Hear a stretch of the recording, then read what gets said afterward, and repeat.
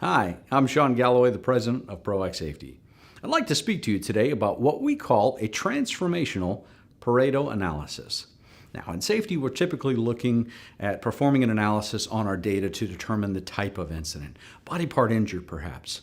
There's so much more opportunity, and you could take your efforts so much further by looking at what are the most commonly tracked variables.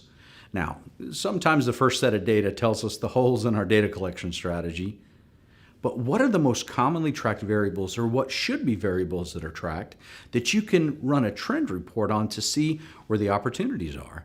What about time of day, day of week, type of employee, tenure of employee, maybe even tenure on task? What variables, if you analyze, would give you insight into where the opportunities are? There are several organizations that we've worked with that they'll find that they have more injuries on certain days of the week. Sometimes that coincides with shift change.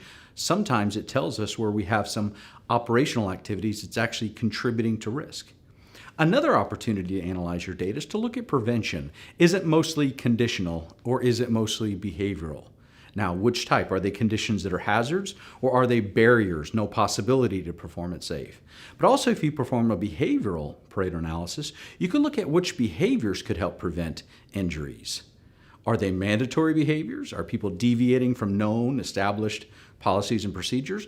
Or are they discretionary ones, like eyes on path, selecting the right tool for the job? Make sure you're standing on the right things. Your 3 points of contact as you're going up and down the stairs.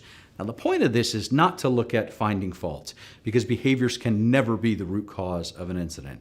Sometimes we'll stop there because we can't answer the why question. This is only serving the purpose of finding focus. So how are you analyzing your data?